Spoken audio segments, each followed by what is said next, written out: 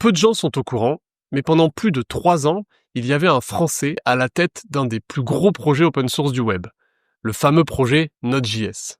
Malheureusement pour lui, à cette époque, le projet est dans un état catastrophique. Et le jour où il lance la nouvelle version, la 0.12, il va regretter amèrement de s'être lancé dans l'aventure.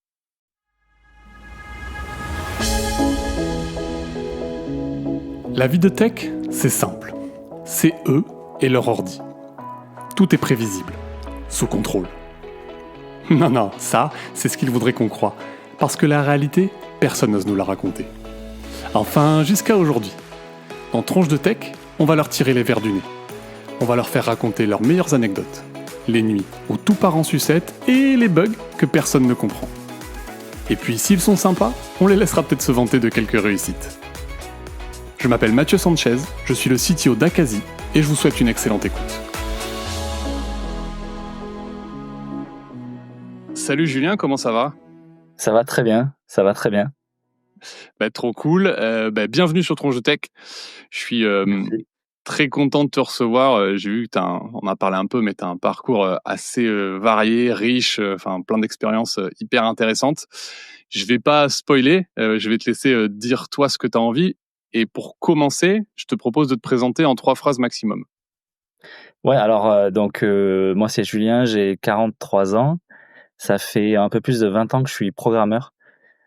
J'aime bien employer le terme programmeur parce qu'il y a un petit côté old school. J'ai la nationalité française et canadienne, donc on pourra revenir là-dessus, raconter un petit peu les aventures de ce côté-là. Et puis j'ai eu la chance de vivre dans plusieurs pays et de travailler sur des projets avec des gens très très cool. Donc voilà, j'espère qu'on va pouvoir parler de tout ça. Ouais, parce que j'y compte bien. Franco-canadien, je crois que c'est les 2 meilleurs passeports, non ? C'est pas ça ? C'est ceux qui te permettent d'aller dans le plus de pays, un truc C'est comme ça. possible, c'est possible. Par contre, c'est pas forcément les meilleurs pays si tu veux voir les séries, toutes les séries télé avant tout le monde, parce que c'est juste pour l'anecdote. Tu vois, typiquement, si tu es à Malte, il y a très peu de boîtes qui vont avoir les droits pour les séries télé. Et donc, OK. si tu es résident de ce genre de pays, tu as accès à tous les contenus possibles sur toutes les plateformes. Donc OK. voilà, il n'y a pas que le passeport qui est important. Ouais, tu parles de séries, on va revenir. Tu as bossé chez Netflix, donc tu connais un peu le Ouais, sujet. Avant de parler de Netflix, on va parler de Node aussi, parce que tu as fait des trucs cool en Node. ouais. On va parler un peu de jeux vidéo, parce que tu as bossé aussi chez Ubisoft. Je suis en train de spoiler tout, mais Ouais, bref. Mais avant tout ça, j'aimerais comprendre comment tu es tombé dans la tech, toi. ouais. Ouais, alors c'est grâce à un ami en fait, c'est un peu je pense le thème commun, c'est toujours grâce à des gens qui m'ont aidé et qui ont été curieux et qui ont échangé avec moi.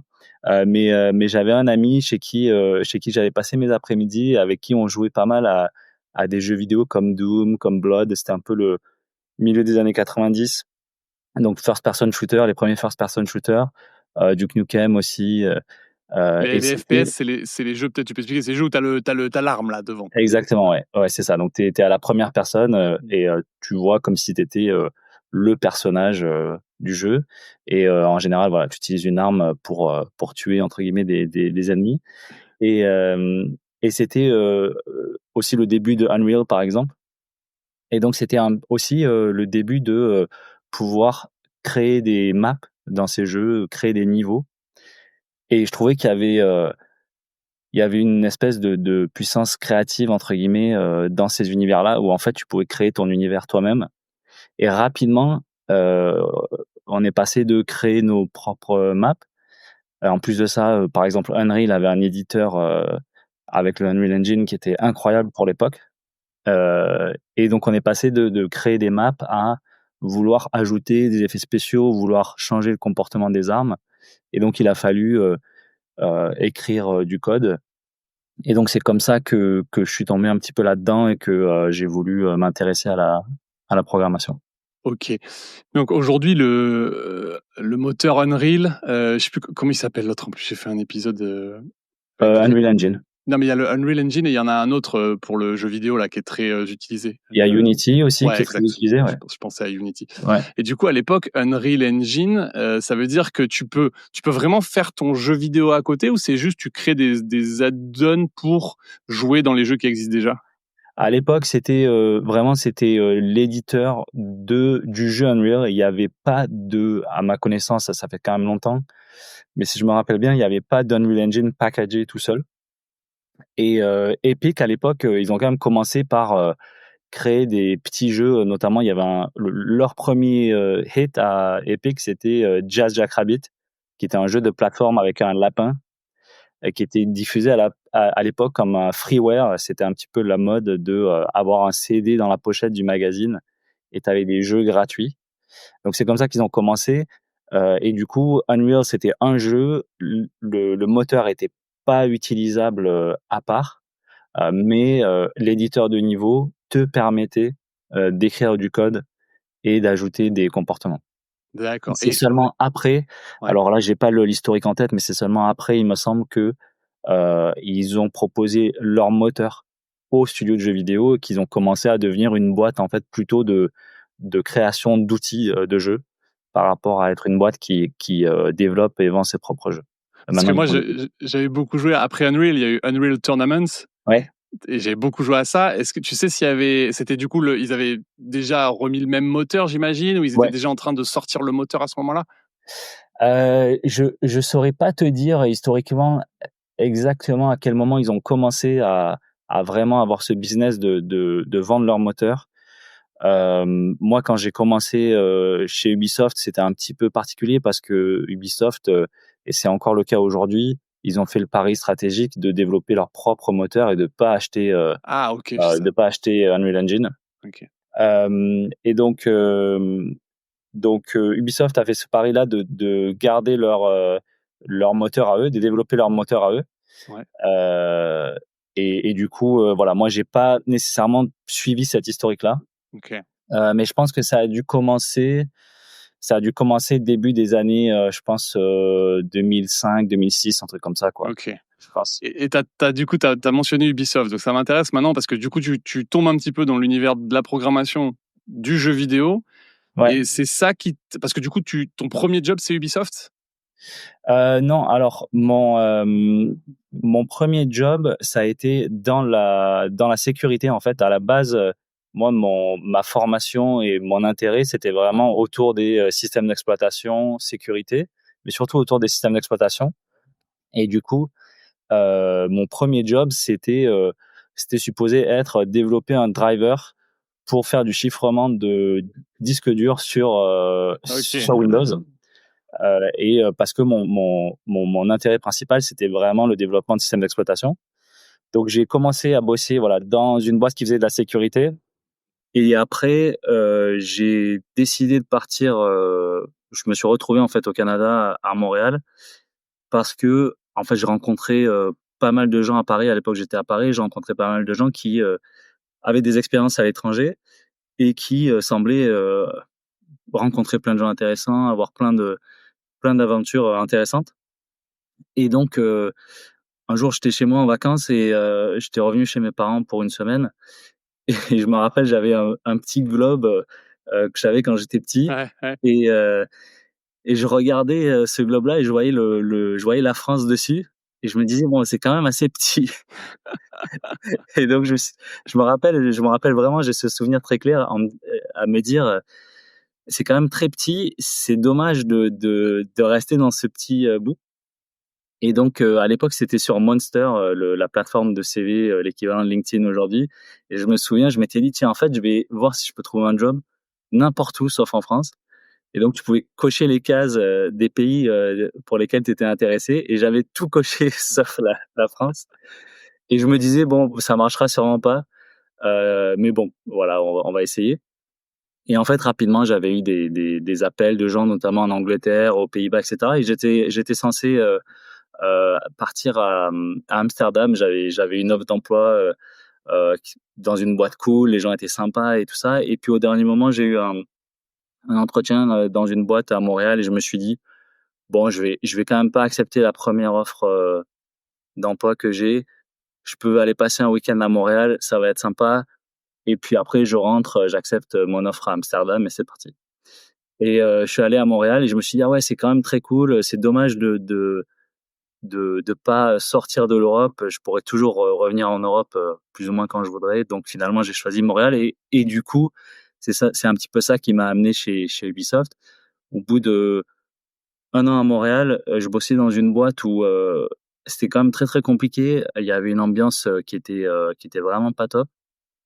Plus tard, j'ai appris par une autre personne, 10 ans après, j'ai rencontré une autre personne qui travaillait au même endroit et qui décrivait, cette ambiance un petit peu toxique, Ouais. donc voilà, j'étais pas du tout le seul à trouver que l'ambiance était pas top et je me suis dit: «Ouais, j'ai envie de travailler dans un environnement plus créatif. J'adore, coder, mais j'ai envie de travailler dans un environnement plus créatif, moins sérieux». Et donc c'est là que j'ai commencé à chercher. Je me suis dit: «Ah ouais, il y a plein de studios de jeux vidéo ici». Je voyais les gens avec leurs sacs Ouais. à dos Ubisoft, dans les bus et cetera. Je connaissais Assassin's Creed, je connaissais Splinter Cell. Je me disais: «Ouais, j'ai qu'à bosser dans le jeu vidéo, en fait». Donc là, je me suis mis à chercher: «OK, mais je sais pas coder des jeux vidéo. Comment je fais pour apprendre?» Donc j'ai cherché un petit peu partout, les universités, les écoles. J'ai trouvé des écoles aux États-Unis et je les appelais et je leur disais, «Ouais, si vous voulez, je peux faire le ménage, pour payer le pour payer les frais de scolarité, tout ça». Mais tu vois, ça n'avait Ouais. aucun sens. Mmh. Et moi, à ce moment-là, j'étais vraiment en mode, je veux arriver à faire ça, donc je vais trouver une solution. J'allais aussi, il y avait des programmes, il y avait à l'université à Montréal, il y avait des programmes de formation en game design, il y avait des programmes de formation en développement de jeux vidéo, toutes sortes de programmes dans la plupart des universités au Québec. Et pareil, j'allais les voir, ils me disaient: «Ouais, mais les inscriptions, étaient terminées», tu vois? J'allais les voir en OK, mai, c'était trop ils me tard. disaient: «Les inscriptions sont terminées depuis avril». Je leur dis: «Non, mais moi ça me dérange pas». Je rattraperai, ce qui Et est à donc j'ai eu rattraper, quoi. plein de conversations comme ça un petit peu, hors sol. Je pense que les gens devaient me trouver un peu bizarre, mais parce que j'avais tellement envie de faire en sorte que ça marche. Et au final, j'ai trouvé une formation à l'université de Sherbrooke, qui était en partenariat avec Ubisoft, qui était une très bonne formation de 9 mois pour se spécialiser dans le développement de jeux vidéo. Et du coup, c'était très cool. Et là, vraiment, j'adorais ce que je faisais. Et à partir de là, ça a été vraiment très, très fun d'être à Montréal et c'est comme ça que j'ai atterri chez Ubisoft. Et c'est quoi du coup, dans Ubisoft, il y a quand même plein de jeux, iconiques, tu en as cité quelques-uns, mais c'est quoi peut-être, tu as passé plusieurs années là-bas, le projet qui t'a le plus marqué? Bah, le projet qui m'a le plus marqué, c'est forcément Assassin's Creed parce que, c'était le projet le plus massif, sur lequel j'ai bossé. On était, juste à Montréal, on était, je pense à peu près 400 ou 500. Ah ouais! Dans le monde, on était, encore plus nombreux. C'était aussi une équipe, bon, c'est le projet sur lequel j'ai passé le plus de temps. Hem et heu et puis c'est le projet qui a eu le plus de succès. Donc tu vois, moi, ça m'est arrivé je me souviens, pendant les vacances de Noël, je descends de mon appart, puis je marche, tranquillement. C'était juste après la sortie de Assassin 2, je pense. OK. Et j'arrive à la hauteur il y avait un groupe de deux trois jeunes, gars qui discutaient. En fait, ils parlaient du jeu, quoi. Et ils disaient: «Ouais, ah ça j'aime pas, je comprends pas pourquoi ils ont fait tel truc» et cetera. Et donc ils y allaient un petit peu fort. Et donc tu vois, je suis resté, marcher à côté d'eux, je sais pas, peut-être au bout de 2 3 minutes, je me suis dit: «Bon», je leur ai dit: «Bon les gars, ça je veux pas vous interrompre, c'est juste que ça m'intéresse ce que vous dites vu que je viens de bosser sur le jeu». Donc et donc là tout tout d'un coup, ils me disent: «Non, non, mais c'est super, c'est super». Je leur dis: «Mais non, ça fait 3 minutes que vous 3 minutes que vous bitchez sur le jeu, donc il y a pas de souci, vous pouvez me dire les choses, honnêtement, quoi», tu vois? Donc ça, il y avait cet aspect aussi de reconnaissance parce que, bah, tout le monde connaissait le jeu, donc cette connexion était vraiment sympa. Et puis, Et tu faisais quoi toi sur le projet? Parce que du coup un projet massif comme ça, tu vois, c'est quoi ta place? Est-ce que tu es ouais, ouais. une petite, entre guillemets, une petite fourmi dans la fourmilière, tu vois? Ou qu'est-ce que tu fais concrètement? Ouais, carrément. Bah, moi, j'ai beaucoup travaillé sur le système de combat, donc comment se comportent, les ennemis pendant le combat contre le joueur.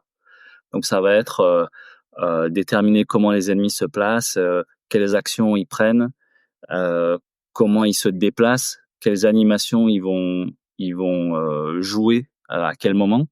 Il y a de l'IA là-dedans ou c'est une sorte d'IA, c'est ça ou... Ouais, c'est ça. Alors, c'est de l'IA peut-être. Il y a tellement de formes d'IA. C'est vraiment de l'IA au sens basique, c'est-à-dire il y a pas de machine learning. C'est vraiment des arbres de décision. C'est de la navigation, donc être capable de représenter le monde de façon structurée.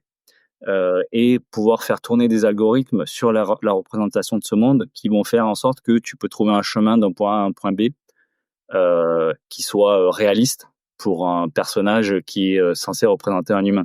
Ok, Donc, par donc exemple, ça va être il y a ce que tu dis quand tu dis c'est des c'est des arbres de décision. C'est en gros vous avez déjà prévu à peu près toutes les situations Oui. et donc du coup les ennemis parce que j'imagine qu'en plus c'est pas forcément l'IA. Enfin, est-ce que l'IA est indépendante pour chaque personnage ennemi ou est-ce qu'ils se coordonnent en fait? Il y a des interdépendances entre les personnages. il y a des interdépendances. Donc par exemple, tu vois, l'IA des déplacements, il y a un algorithme extrêmement classique qui était utilisé à l'époque, qui, je pense, est probablement encore utilisé aujourd'hui, qui est l'algorithme A étoile. C'est juste, voilà, une façon de pouvoir trouver un chemin de façon plus ou moins optimale en termes de ressources. Et rapide aussi, ouais, c'est Et ça. rapide, voilà. Donc ça, c'est du très classique. En termes de coordination, oui, il y a de la coordination. Alors en fait, il y a plusieurs niveaux d'intelligence dans Assassin, ou en tout cas à l'époque. Et donc notamment, il y a ce qu'on appelle, il y avait un concept qu'on appelait le concept de coordinateur, où tu as une entité qui est en fait euh, une state machine qui va coordonner le comportement d'un groupe de NPC. Et donc typiquement dans Assassin, NPC, tu peux expliquer ce que c'est?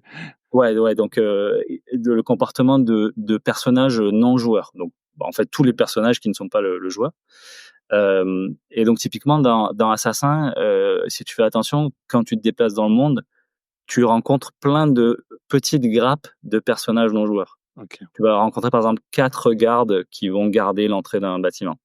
Tu vas rencontrer 3 gardes qui vont patrouiller sur un chemin.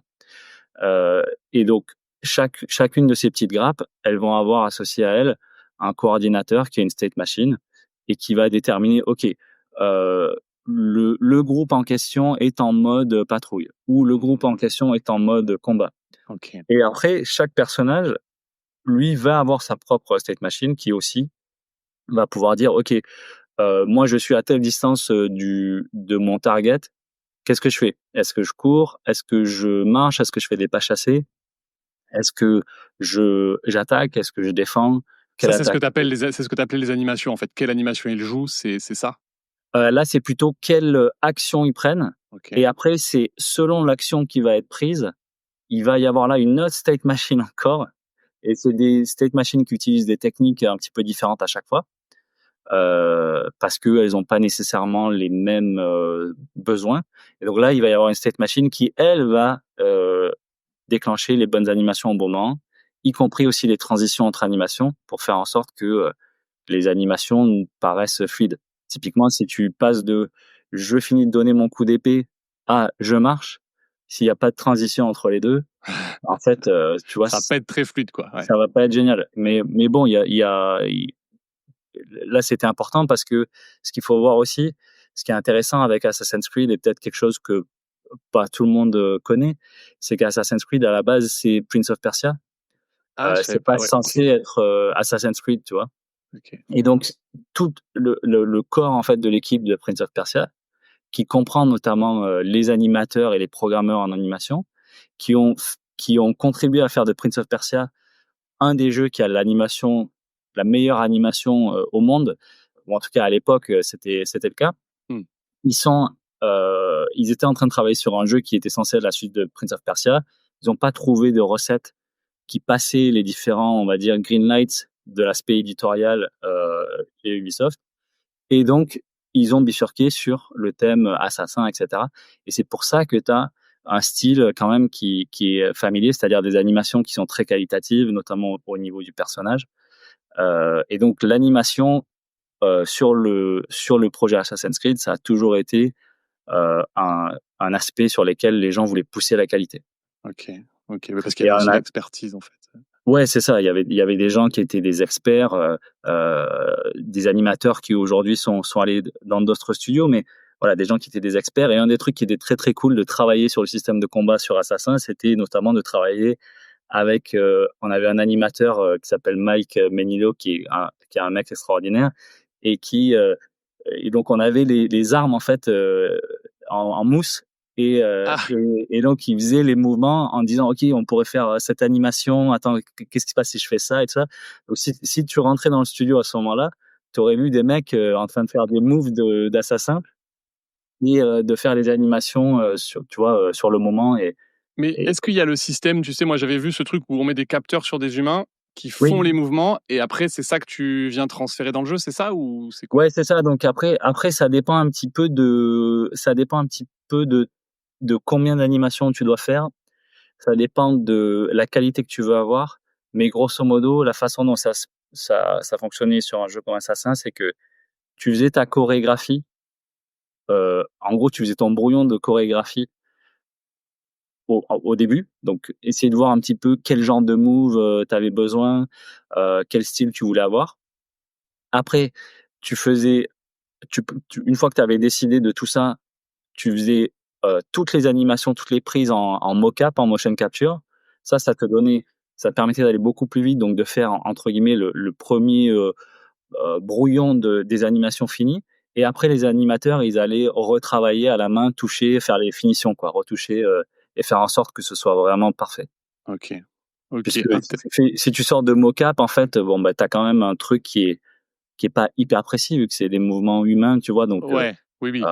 et vu que ça doit quand même dans un jeu de combat, il faut que ce soit très précis aussi puisque les tests de type est-ce que l'arme touche, l'ennemi se font quand même sur les objets et donc si ton animation elle est pas raccord au frame près, bon, bah, ça va avoir l'air un petit peu bizarre quoi, tu vois? OK, d'accord, ouais, d'accord, je Donc comprends. il y a un travail en plusieurs étapes, qui inclut le motion capture pour améliorer la productivité, ouais. OK, OK, intéressant. Et donc dans toutes les choses que tu as fait, tu as passé combien de temps chez Ubisoft? J'ai passé 4 ans. Donc en 4 ans, tu as dû faire pas mal de trucs. C'est Ouais. quoi, le peut-être, je sais pas, le projet ou le truc que tu as fait dont tu es le plus fier? Alors le truc dont je suis le plus fier, donc il y a Assassin évidemment, il y a le côté reconnaissance qui était très cool, mais comme tu le disais, j'étais vraiment un petit rouage dans Mmh. une énorme machine. Et puis, quand j'ai commencé mon premier projet chez Ubisoft, à la base, j'étais censé bosser sur un jeu de skate, le jeu de skate de Shaun White. Et après, ils m'ont rappelé en me disant: «Bon, en fait, non, tu vas pas faire ça et tu vas travailler sur un projet d'animation, pour faire des courts-métrages, des films d'animation des courts-métrages sur le thème de Far Cry 3». Bon, moi, OK, genre Far Cry 3, c'est quoi déjà Far Cry? Far Cry 3, c'était donc Far Cry, c'est un FPS aussi, et c'était un FPS, dans un monde, on va dire, tropical, jungle, genre île, perdue. OK. Et c'était à l'époque, une entreprise qui s'appelle, Crytek qui développait ce jeu et je pense qu'ils ont fait, Far Cry 1 et 2. Ils ont fait aussi, un jeu qui s'appelle Crysis et qui était une espèce de grosse démo technique qui était à l'époque, le moteur de jeu le plus impressionnant, Ah au ouais. monde. Je Ça fait un petit moment que je suis plus, tout ça, donc je sais pas trop où ils en sont. Mais c'est un détail important parce que du coup, donc l'idée c'était de dire: «On va faire des courts métrages». Donc Ubisoft avait racheté la licence, If développait Far Cry 3 et pour un objectif marketing et pour avoir une stratégie un petit peu multi-support et média, ils voulaient en plus du jeu et avant la sortie du jeu en fait, faire sortir, des courts métrages d'animation. Sauf qu'ils voulaient pas y passer trop de temps, ils voulaient explorer une façon d'être plus productif dans cette production-là et à ce moment-là, faire du rendu de CGI donc de, heu d'animations qui sont des animations de synthèse, ça prenait, une nuit. Donc par exemple, les animateurs, travaillaient le jour, ils faisaient leurs animations, ils faisaient les rendus la nuit, ils revenaient le lendemain et puis peut-être que c'était pas, convenable comme résultat, il fallait Faire qu'ils le recommencent. rendu, ça veut dire, traduire les instructions, un peu le code, hein, ce que le personnel voit quand elle travaille, en une vidéo quoi, en gros. C'est ça, Ouais, exactement. OK. Et du coup Et du coup, ça prenait beaucoup de temps. Et donc, ils voulaient raccourcir ces délais. Ils se sont dit, pourquoi est-ce qu'on n'utiliserait pas le moteur de jeu pour faire le rendu, plutôt que d'utiliser des algorithmes qui ont un rendu de très, très grande qualité, mais qui sont lents. Et donc, moi, le projet sur lequel je bossais, c'était prendre tout l'univers de Far Cry 3, donc les maps, les environnements, et être capable de faire en sorte que les animateurs puissent importer cet univers-là dans leurs outils. Donc 3D Studio, à l'époque c'était 3D Studio Max et Softimage. Euh, Créer des personnages à l'intérieur de ces environnements. Ensuite, faire le rendu, en cliquant sur un bouton, faire le rendu de leur animation de personnage avec l'environnement. Faire le rendu avec le moteur de jeu, que ça leur prenne en fait quelques secondes. Ok. Et qu'ensuite, ils soient capables comme ça de voir le résultat, faire des changements, refaire le rendu, que ça prenne quelques secondes, faire des changements, etc. Ok. Euh, T'arrives à et donc ça, m'expliquer ce qui est différent entre le passer par le moteur de jeu et passer par le processus de rendu traditionnel? en fait, ce qui est différent, c'est que le moteur de jeu va avoir un rendu qui est moins qualitatif, mais qui est en temps réel. Donc, tu vas être Ah, ok. capable, tu vas, tu vas être capable de faire pour une image, le rendu, il doit se faire, on va dire, selon ton framerate, il doit se faire en moins de 16 millisecondes. Donc, Oui, ok. euh, donc ça veut dire que ta boucle itérative est vraiment raccourcie. Par contre, ça veut dire aussi qu'il y a des détails qui sont de bien moindre qualité. Il y a des garanties que tu as dans les algorithmes de rendu, on va dire, de synthèse, du type ray tracing, etc., que tu n'as plus après dans des moteurs de rendu en temps réel. Donc nous, un des gros problèmes qu'on a eu sur ce projet, c'est que typiquement, dans un jeu vidéo à l'époque, pour faire le rendu des ombres, tu as des niveaux de détail et donc, ça veut dire que selon où est la caméra et selon où est l'objet qui va projeter de l'ombre, cette ombre-là, elle va avoir plus ou moins de détails. Ok. Et l'idée, c'est de dire, parce qu'en fait, dans un jeu vidéo, c'est vraiment juste un grand système où il y a énormément d'illusions partout. Et donc, si tu es loin d'un arbre et que cet arbre projette de l'ombre, bah, en fait, l'ombre qui va projeter va avoir énormément d'imperfections. Plus tu te rapproches, plus le moteur va dire, OK, pour cette ombre projetée qui est très proche de la caméra, je vais faire attention et je vais faire en sorte que le rendu soit fidèle à ce que doit être la réalité. Ok. Sauf qu'évidemment, les transitions, elles sont pas parfaites et c'est OK dans un jeu parce que, tu n'as pas des standards des attentes du niveau d'un film d'animation. Et puis aussi, comme tout va vite, il y a de l'action, Tu te rends moins compte, ouais. tu te rends moins compte. Mais donc, une fois qu'on a fait ces proof of concept de scène, etc., qui étaient rendus, et nous, on était hyper contents, parce qu'on a quand même Ouais. bien, bien galéré. Ouais. Il y avait Attends, quand parce même que juste beaucoup te de... coupe, parce que pour peut-être juste reformuler l'objectif, c'est que du coup, tu as des gens qui ont un processus de travail et le process de rendu pour pouvoir voir ce que ça donne, ce qu'ils ont fait, il est hyper long. Donc toi, ce que Ouais, tu leur permets de faire, c'est de avoir une prévisualisation moins qualitative, mais qui leur donne suffisamment d'idées pour qu'ils itèrent plus rapidement. Et ouais. l'objectif, c'est quand même qu'à la fin, quand ils ont terminé, ils fassent le rendu classique qui lui est très long, mais c'est pas grave parce que c'est censé être le produit fini. C'est ça ton... Ouais, en fait, le rendu de l'environnement, il va rester le rendu de la prévisualisation, parce qu'il va rester le rendu du moteur temps réel. Donc ça va rester. Ce qui va être rendu euh, en mode qualitatif, ça va être juste les personnages. D'accord. Ok. Pourquoi? Parce que dans un film comme ça, ce qui est important aussi, c'est les expressions du visage, c'est ce que véhiculent les personnages, les humains qui parlent à l'écran en fait. Et donc c'est comme ça que tu vas connecter, plus qu'avec le buisson qui est qui est à 4 mètres en arrière-plan. Ok. Ok. Donc cet aspect-là de rendu, il va rester tel quel. Ce qu'on se représente peut-être pas trop, c'est qu'il y a quand même dans tout travail de ce type, il y a toujours aussi beaucoup de retouches qui sont faites image par image par des gens qui vont repasser sur. Donc dès qu'il y a des effets spéciaux dans un film ou dans n'importe quel film d'animation, il y a beaucoup de gens qui vont passer derrière ça et qui vont quand même apporter pas mal de retouches. Mais sinon, pour l'arrière-plan, c'est rendu en temps réel.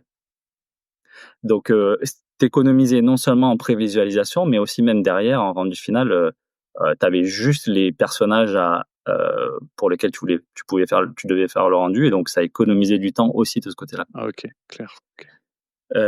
Et donc voilà, c'était très cool parce qu'il y avait cet aspect reverse engineering de tiens, on te file le code source de Far Cry, Et puis, bah, débrouille-toi, en fait. Il faut que derrière que les artistes, ils soient capables de faire, cette importation de l'environnement dans leurs outils et ensuite qu'ils soient capables de faire le rendu depuis leur outil dans le moteur et ça, Mais c'était quand même très compliqué. parce que toi, tu dois connecter. Attends, si je comprends bien, c'est déjà, tu as le moteur à reverse engineer, puisqu'il n'y a pas une API faite pour ça, quoi. Mmh. Et ensuite, pareil, les outils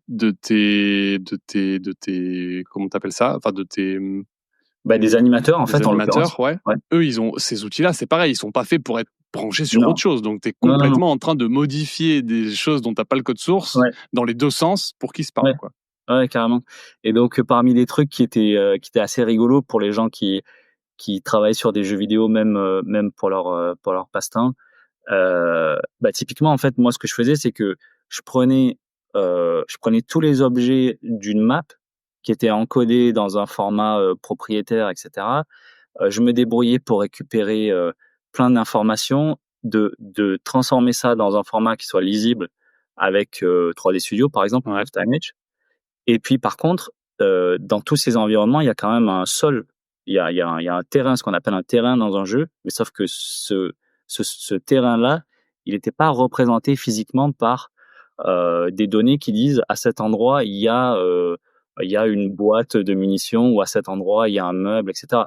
Il y avait pas du tout, c'est procédural et donc il fallait faire le rendu de ce terrain avec, un script, donc dans le langage de script, soit de 3D Studio, soit de SoftImage et donc faire du rendu de terrain dans un outil comme 3D Studio avec le langage de script de 3D Studio, c'est un peu baroque, en fait. C'est pas c'est pas vraiment le truc que tu t'attends à faire, quand tu bosses dans les jeux Ouais, vidéo ouais. et en plus de ça, il y avait plein de choses qui ont fait qu'on a vraiment beaucoup, beaucoup galéré et du coup, le fait que ça marche, qu'on arrive à sortir un truc qui marche.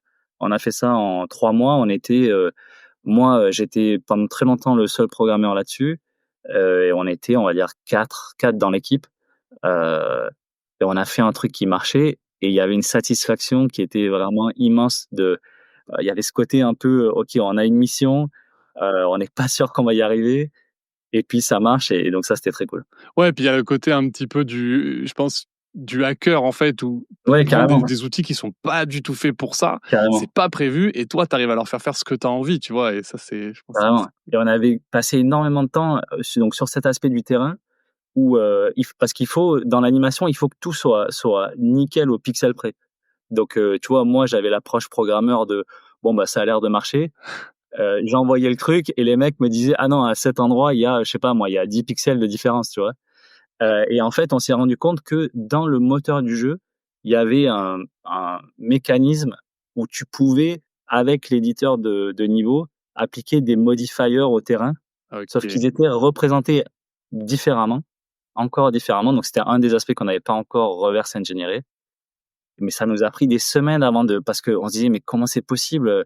En fait, on trouvait rien, tu vois? On se disait: «Là, le terrain est différent entre ce que nous on fait comme rendu et ce qu'il y a dans le jeu. Ouais, Qu'est-ce qu'on a raté, quoi?» Tu vois? OK. Oui, Et on oui, a donc en gros, il passé y avait un bout d'algo que vous aviez pas vu et vous dites: «Attends, ça, c'est exactement, vraiment le truc, moi, je l'ai vraiment traduit, pourquoi?» Et donc tu sais c'est plus où ça, est le bug aussi, en fait. Tu te dis: «Est-ce que c'est pas exactement. le logiciel d'animation?» Et le jour où on a trouvé la solution à ça, c'était incroyable.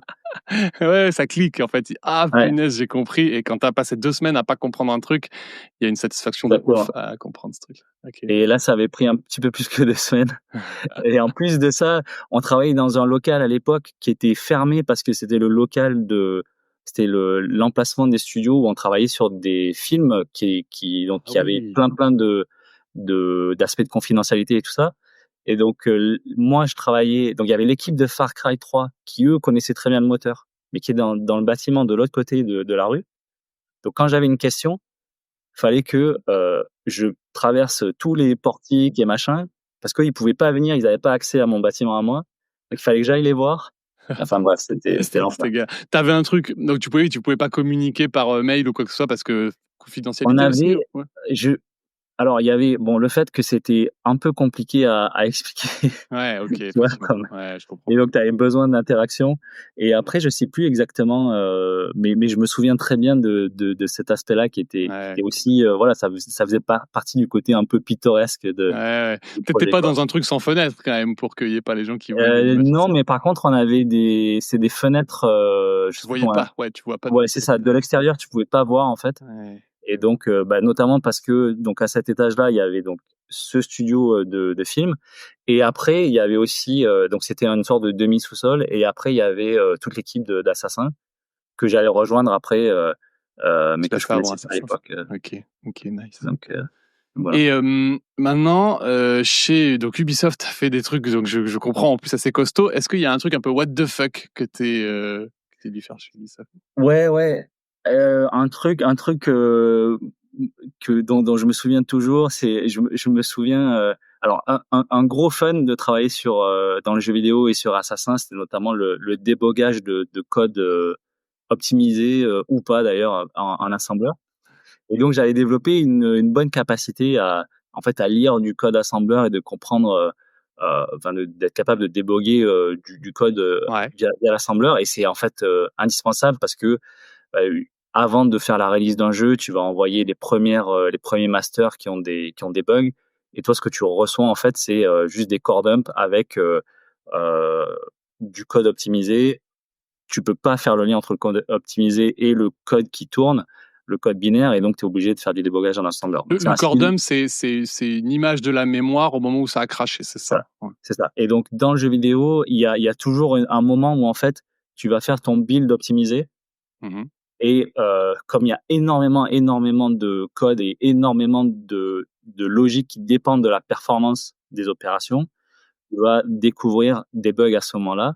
Et donc, tu pas de choix autre que d'être capable de déboguer le programme en assembleur. Donc, on avait plusieurs sur l'équipe, on avait développé cette compétence-là. Et donc, un jour, j'ai un collègue qui vient me voir et il me dit: «Je comprends pas, ça fait genre 2 heures, je comprends rien, en fait. J'ai mon build en debug. Je mets mon breakpoint à la ligne genre 12. Ouais, Je suis sur la ligne 11. Sur la ligne 11, c'est juste une affectation, genre ouais, ouais, mon instruction. Je fais next ouais. et ça va pas à la ligne 12, quoi. Attends, juste pour expliquer peut-être le process à ceux qui connaissent moins, mais en gros, tu es en train d'essayer de regarder ce qui se passe pas à pas sur chaque ligne de code dans ton programme parce qu'il y a un truc que tu comprends pas. Donc toi, tu dis, Ouais, en fait, tu exécutes, ton programme, il s'arrête, il te montre ton éditeur de code, il dit, t'en es là. Tu regardes ouais. l'état de la mémoire, tu peux voir un peu tout ce qui se passe, tu dis suivant. Et tu es censé sauter à la Voilà, suite ou rentrer dans la c'est ça. fonction n'importe quoi. Et là, ce que tu es en train de dire, toi, c'est que la personne, elle a mis un breakpoint à la ligne 12. C'est-à-dire que, bon, un breakpoint, c'est pour dire à ton programme, quand tu arrives Pause, ici, tu t'arrêtes, ouais, quoi. Voilà. ouais, Et donc là, il est à la ligne 11, il dit continue le programme et ça s'arrête pas, quoi.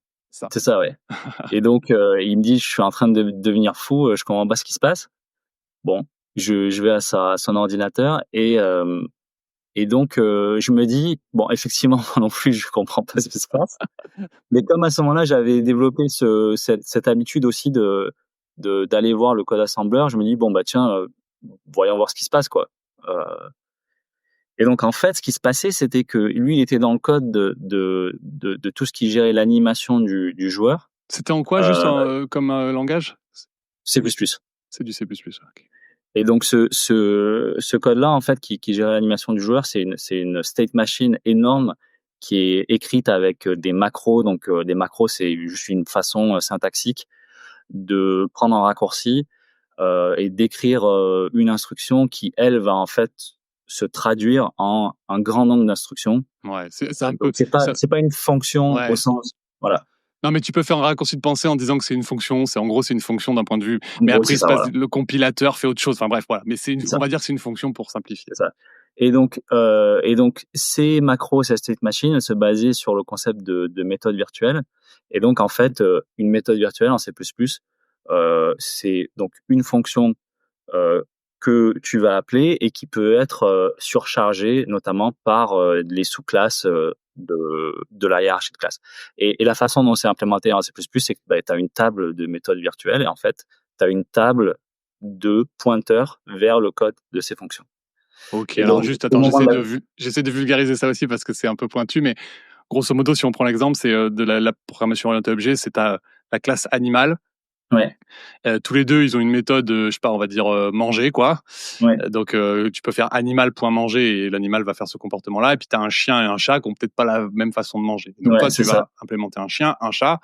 Et donc, chacun, ils ont leur méthode manger. Et dedans, toi, tu as une implémentation concrète de la façon de manger, en fait. C'est ça, exactement. Et donc, ces implémentations-là, elles sont à des adresses différentes. Et donc, dans un objet chat, il va y avoir une table avec un élément qui correspond à la méthode manger et ça va pointer à l'adresse de cette implémentation-là. Et donc là, du coup, en fait, comme il y a énormément de comportements différents dans cette state machine, donc énormément de méthodes virtuelles et donc énormément énormément d'éléments dans cette table de méthodes virtuelles. Il y en avait des centaines et des centaines. Et donc, en fait, ce qui s'était passé, c'était que le compilateur arrivait à un certain nombre de méthodes virtuelles, en fait, juste se tromper dans les offsets de certains. Et donc, du coup, au moment de dire, tiens, je vais exécuter le comportement de déclencher l'animation de marche ou l'animation d'attente, Ouais. en fait, il jumpait à une adresse différente. Ok. Et du coup, en fait, toi, tu pensais, grosso modo, le compilateur avait un bug, et donc toi, tu pensais que ta prochaine instruction, ça allait être, je vais exécuter la méthode marcher, et en fait, non, il t'envoyait sur autre chose, quoi. Ouais, c'est ça. Il t'a envoyé sur la méthode marche. Tu voulais marcher, et puis il t'a envoyé sur la méthode C'est ça. sauter dans le vide. Allez, au hasard. Exactement, exactement. Et du coup, je lui dis, écoute, voilà, je pense que le compilateur a un bug, quoi. C'est ouf. Et, Ouais. et donc, je lui ai dit, écoute, je pense que le seul truc, c'est probablement rebuilder à partir de zéro. Donc, c'est ce qu'il a fait. Ça a marché. On a soumis le bug chez Microsoft et voilà. Mais c'était intéressant parce que c'est aussi un exemple de, tu vois, la valeur de comprendre comment fonctionnent euh, les technologies de manière sous-jacente pour que dans ces cas-là, tu vois, tu sois pas démuni et que Ouais. tu enlèves cet aspect magique un petit peu de comment fonctionne un programme. Donc Oui, ça, parce que là, c'est typiquement le cas où tu te dis, attends, c'est magique, tu vois, il y a un problème. Et tu deviens un peu dans l'irrationalité. Tu te dis, parce que exactement, c'est impossible pour toi dans ta tête que ton compilateur, il bug, tu exactement, vois. Et là, en plus, c'était le compilateur C++ officiel de Microsoft. C'est ça. ouais. Ouais, donc Ouais. c'est un truc de fou quand même. Et pareil, tu vois, en fait, c'est pareil, je trouve que comme tu dis, c'est un enseignement intéressant dans le sens où, tu vois, on considère souvent des outils ou des technos comme quelque chose on met ça un peu sur un piédestal, Ouais. du genre, ça marche tout le temps, il n'y a pas de bug. C'est un peu le cas, ça peut être le cas pour les compilateurs, ça peut être le cas pour un noyau, ça peut être le cas pour un interpréteur, bref. Mais non, en fait, il y a des bugs dans tous ces softwares-là. Et c'est intéressant parfois de comprendre comment ils fonctionnent pour pouvoir les identifier, quoi. Ouais, c'est ça. Enfin, je veux dire, à un moment, de toute façon, oui, tu as des bugs, tu ne pourras pas les comprendre si tu n'as pas été capable de creuser jusqu'à un certain niveau, Ouais. hein, c'est sûr, c'est sûr. Mais c'est fou parce que là, du coup, c'est vrai que vous poussiez le compilo quand même dans ses retranchements. Ça veut dire que vous étiez quand même dans un niveau de, si personne l'avait vu avant vous, soit c'est des gens qui l'avaient eu, mais en fait, étaient complètement démunis. Mais bon, j'imagine qu'au bout d'un moment, quand même, tu demandes de l'aide à quelqu'un. Soit c'était parce que vous poussiez tellement le truc dans ses retranchements parce que boîte de jeux vidéo qui fait des trucs relativement, enfin, très compliqués, je pense. Vous avez réussi à trouver ça incroyable. Trop cool. Écoute, très chouette, c'est hyper intéressant, c'est très pointu. Je voulais passer un peu sur la suite de ta carrière parce qu'en fait après, t'es parti chez Node. Ouais, alors, ce qui s'est passé, c'est que donc après ça, moi, au bout d'un moment, un constat que j'ai fait, c'est que dans le jeu vidéo, à l'époque en tout cas, et dans les jeux AAA, donc les jeux à gros budget, Mmh. il y avait ce côté un petit peu insulaire, c'est-à-dire que beaucoup de studios créaient leur propre techno, d'accord? Donc, Ouais. tu vois, je parlais avant du fait qu'Ubisoft avait fait le choix stratégique de développer leur propre moteur et de pas se baser sur le Unreal Engine.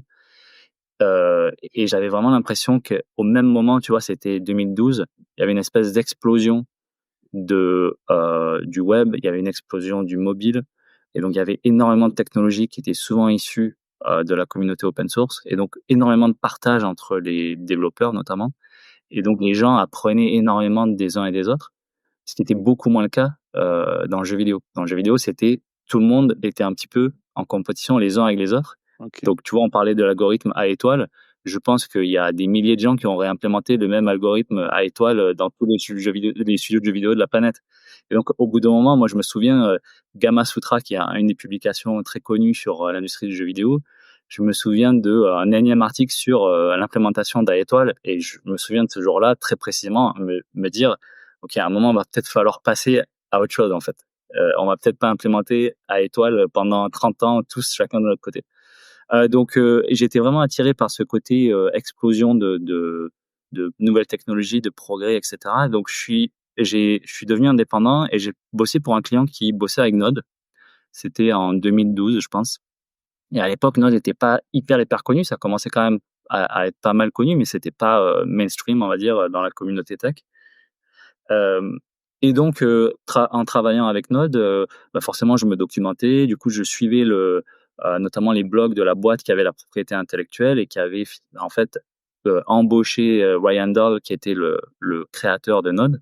Donc, cette boîte qui s'appelle toujours Joyent, d'ailleurs, et qui, à la fois, avait l'IP de Node, avait embauché le leader du projet Node et commercialisé une infrastructure de cloud privée et publique.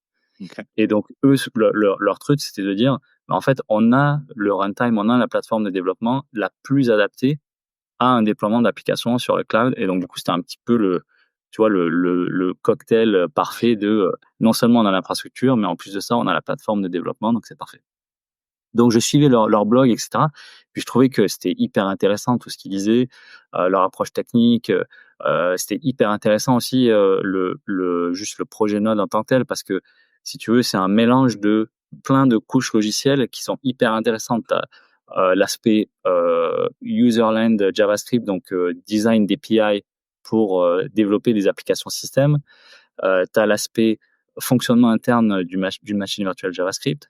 Ensuite, tu as l'aspect couche système de comment est-ce que tu as une abstraction de gestion des I/O asynchrone sur plein de systèmes d'exploitation différents. Parce que juste, ce qui est, quand tu parlais de machine virtuelle JavaScript, ce qui est intéressant, c'est que la naissance de Node, si on refait un peu l'histoire, c'est parce que avant le JavaScript c'était pourri en termes de temps d'exécution, et il y a Google qui, je crois en développant Chrome, s'est mis à faire un nouveau moteur JavaScript qui s'appelle V8, c'est ça. Et ça c'est un peu le point de départ de ce qui permet de faire Node. Et Node, du coup, ils ont repris le développement de V8. Enfin, comment ça se passe Non, en fait, que le projet Node, tout simplement, ils intégraient donc V8 dans leur code source, et en fait, ce qu'ils faisaient, c'était tout simplement utiliser V8 comme une bibliothèque de code pour exécuter du code JavaScript. D'accord, ok. Donc, dans l'arborescence du repo de Node, il y a tout le code source de V8. D'accord. Et donc, ensuite, en l'utilisant comme une bibliothèque de code classique, en fait, il y a cette glue qui est faite pour que tu puisses exécuter du code JavaScript, en l'occurrence dans V8.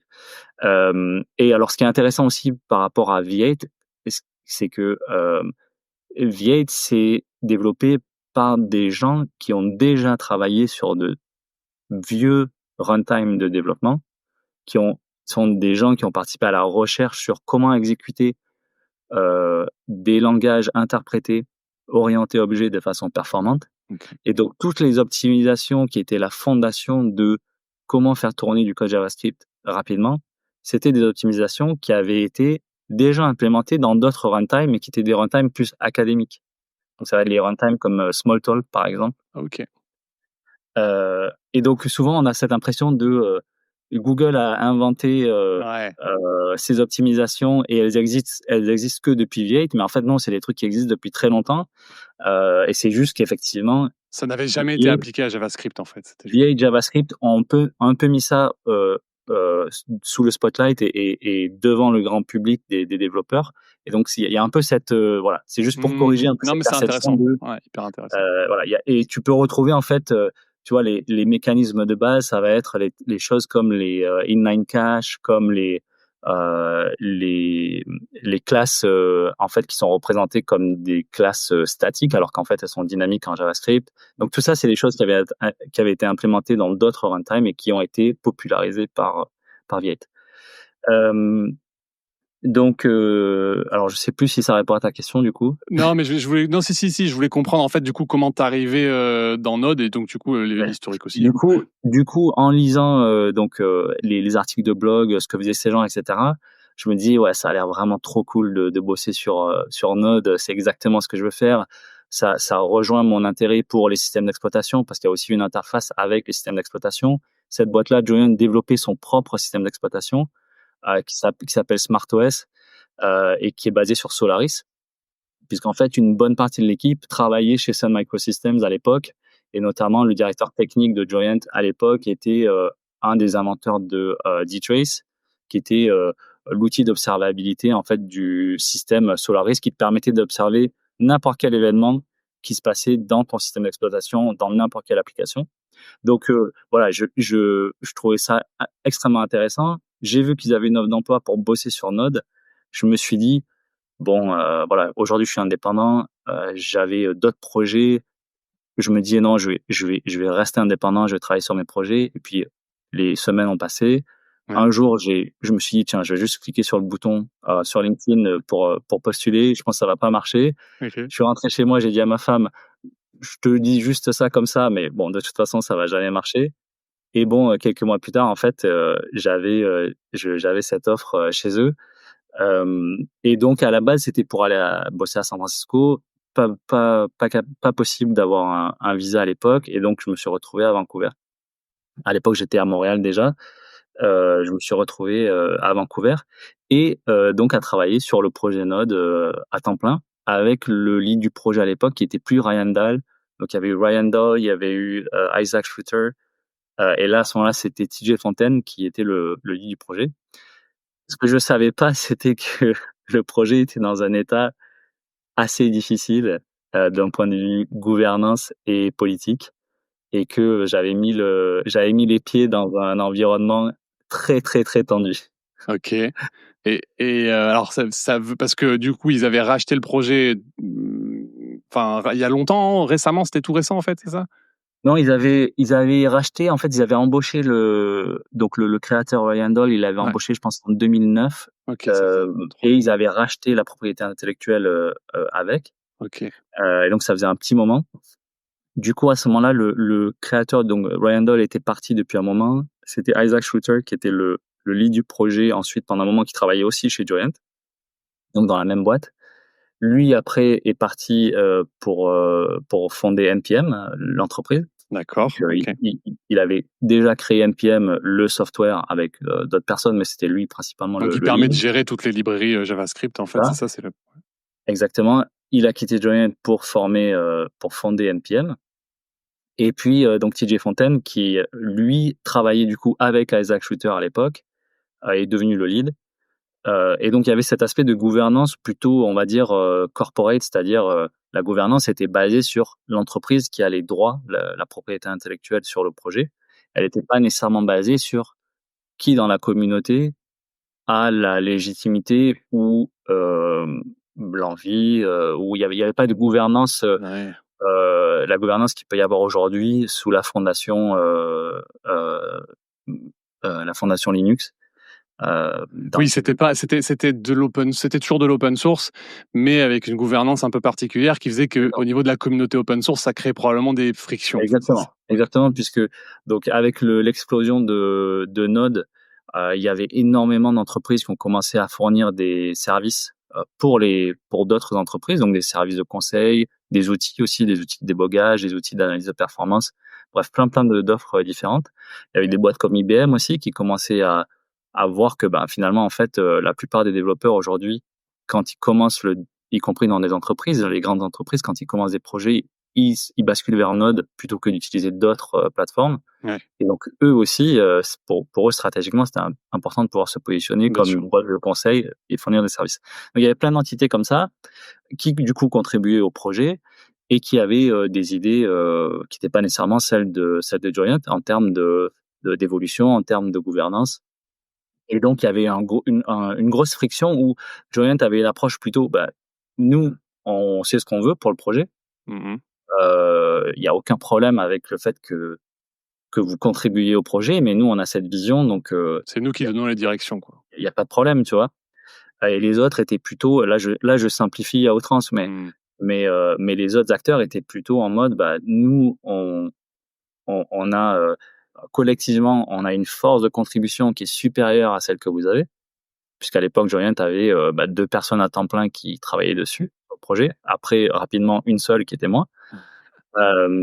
T'étais tout seul à travailler à temps plein sur Node, ok. Ouais, dans la boîte. Mais après, il y avait énormément de contributeurs. Ouais. Et il y avait, on va dire, une bonne dizaine de contributeurs réguliers qui étaient payés eux, par leur boîte pour contribuer. Mais c'est toi qui devais tout coordonner d'un point de vue Alors, technique? moi, j'avais la responsabilité. Donc, la coordination, c'était pas nécessairement. C'est-à-dire que la coordination dans un projet open source se fait de façon un petit peu informelle, mais comme j'étais notamment la personne qui faisait les releases, c'est sûr que au final, c'était moi qui avais le dernier mot sur qu'est-ce qui rentre dans la release, quand est-ce qu'on fait la release. Ah ouais, ok. Donc, effectivement, en C'est pratique, toi qui faisais la release note, c'est toi qui disais c'est toutes les nouveautés de cette version, c'est toi qui Ouais. publiais tout ça. C'est limite toi qui. Est-ce que c'est toi qui mergeais tout le code de toutes les contributions ou en tout cas tu les valides? C'est pas moi qui mergeais tout le code de tout le monde, mais un de mes rôles, un de mes rôles majeurs, c'était effectivement de merger les contributions de tous les développeurs. Ok. Et donc ça, c'est intéressant aussi parce que tu vois, un projet comme ça avec une telle visibilité, tu avais potentiellement 15 pull requests par jour minimum, tu vois. Ouais. Et donc il faut aussi savoir dire non, il faut pouvoir dire non, en fait, ça on veut pas le faire pour telle raison. Et il y a plein de gens qui ont plein de raisons pour penser différemment.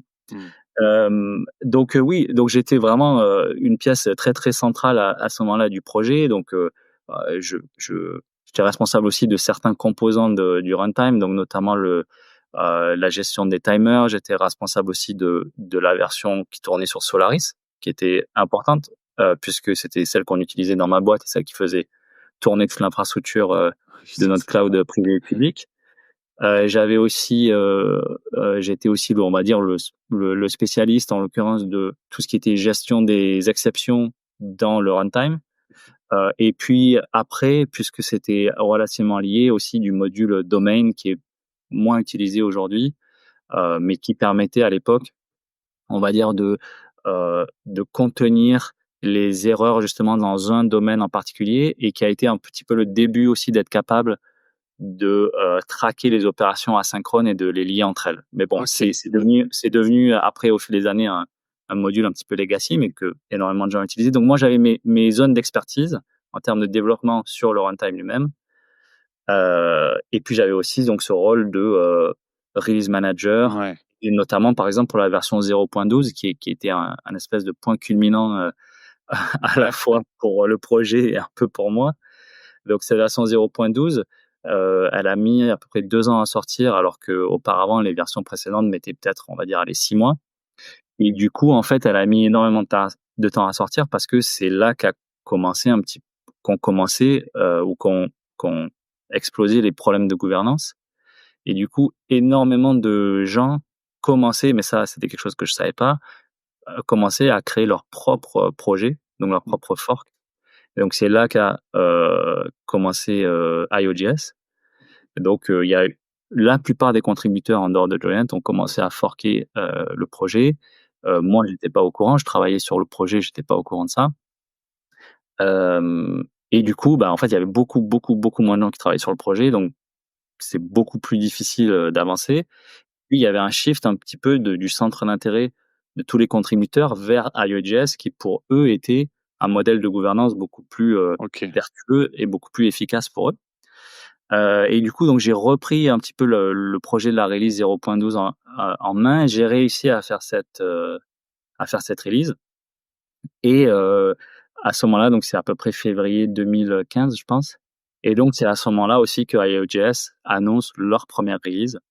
Et donc là, ensuite, il y a tout le sujet de comment est-ce qu'on fait pour que les deux projets se mergent ensemble à nouveau. Parce que c'est venu après ça. C'est ça, exactement. Ok. Pourquoi Alors attends, dis-moi du coup, juste je voulais revenir avant que tu passes sur ça, sur donc justement tout ce que tu vis toi, parce que tu dis je suis pas au courant, mais comment ça se traduit en fait ces problèmes de gouvernance pour toi en fait, parce que j'imagine que pas simple, tu le dis, il faut dire non à des gens et tout, mais comment ça se traduit peut-être un peu psychologiquement, mais même concrètement. Ouais, très concrètement, déjà très concrètement, ça veut dire beaucoup plus de travail pour moi, puisque tous les contributeurs, la plupart, vont travailler sur ce fork. Et il y a quand même des dizaines de millions de gens qui utilisent Node.js à ce moment-là, donc il faut fixer les bugs, il faut réaliser les versions que les gens attendent et t'as quand même de la pression, quoi. Moi, quand je fais les releases et que je fais les posts sur Twitter à la main, Ouais.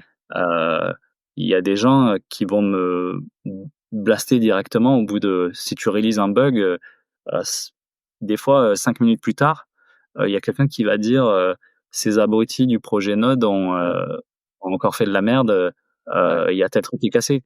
Et donc quand c'est toi qui essentiellement fais une grande partie du taf, tu prends ça un peu personnellement. Ouais. Non, mais t'as une surcharge de travail qui fait que déjà tu galères, tu te donnes à fond, et derrière en plus tu te prends des scuds à chaque fois qu'il y a un truc qui va pas parce que les gens considèrent que, enfin comme d'hab, c'est le problème de l'open source, et Exactement.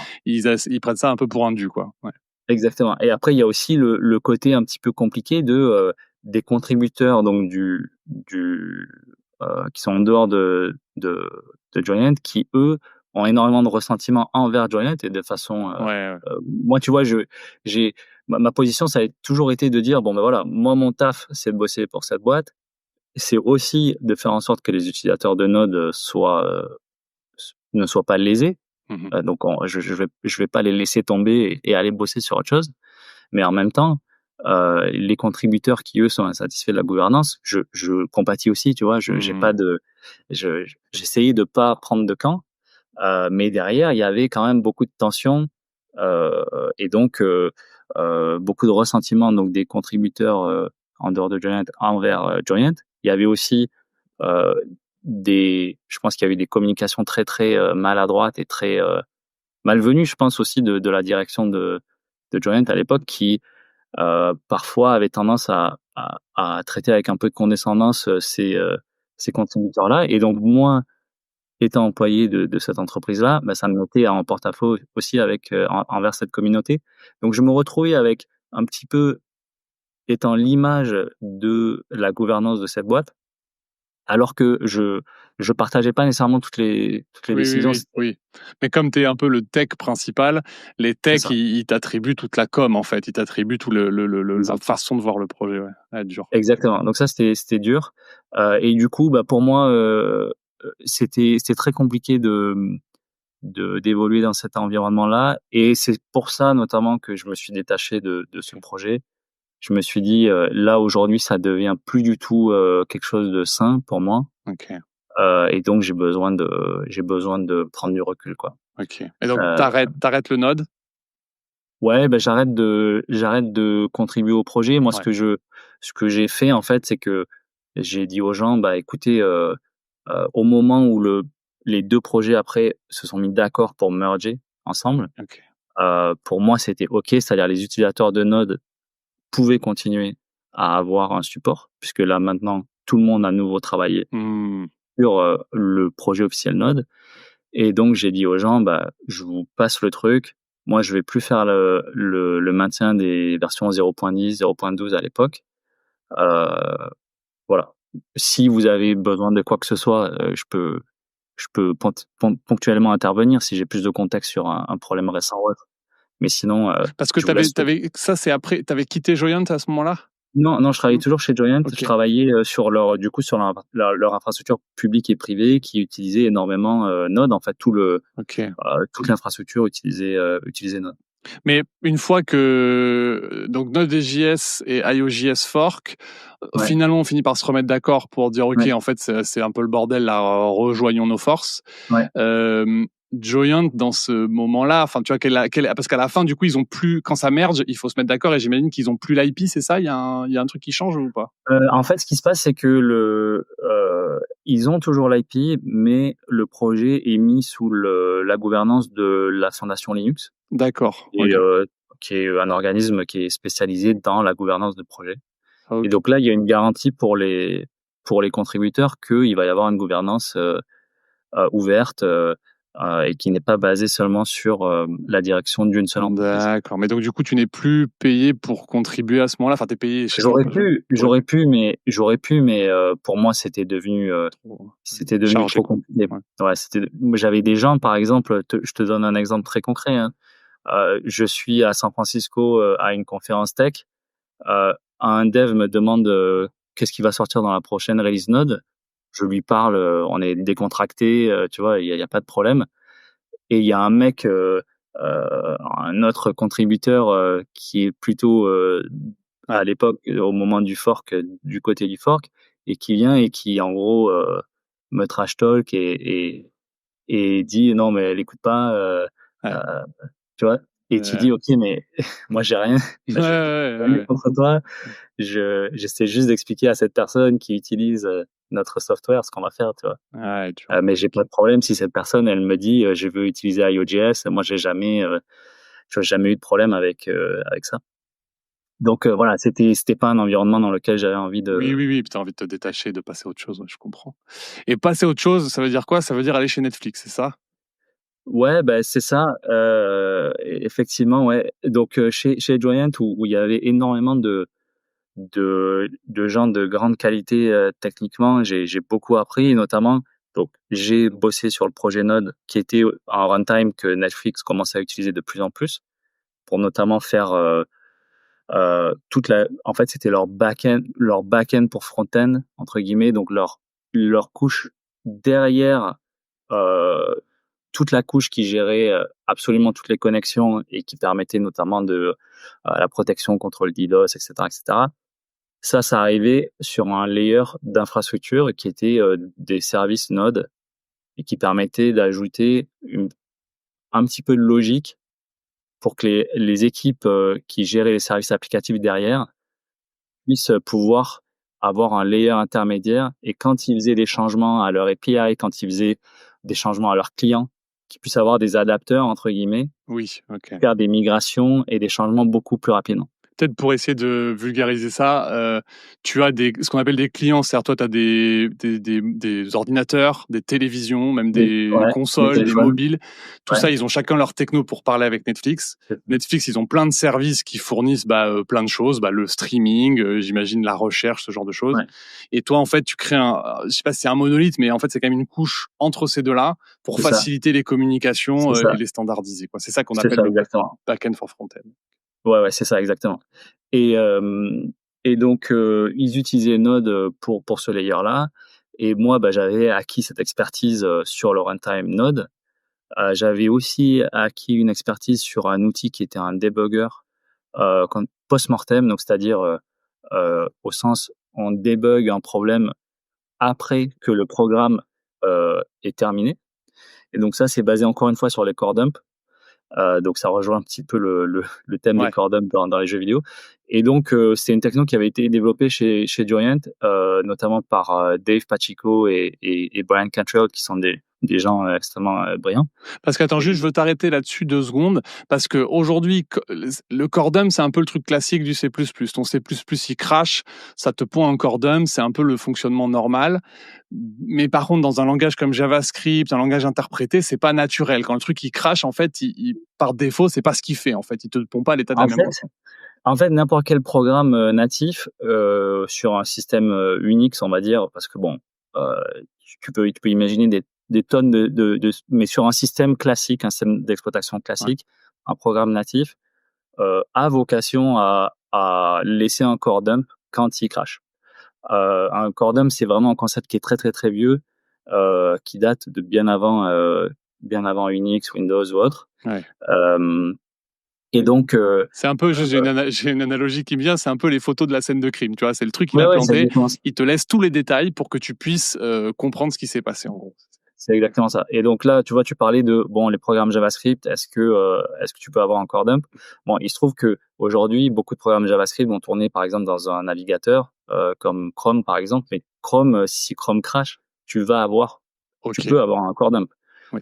Mais il se trouve que Chrome est un système de sandbox qui fait en sorte que tes programmes JavaScript run de façon un petit peu sandboxée, et justement, ils n'ont pas cette capacité à nécessairement. En Faire fait, ils sont cracher le pas des navigateur. programmes, ils Ouais. sont pas des programmes indépendants, et Mhm. donc c'est plutôt un programme qui run dans une sandbox. Et si ton programme JavaScript crash, bon, bah, c'est Chrome qui va gérer cet aspect-là.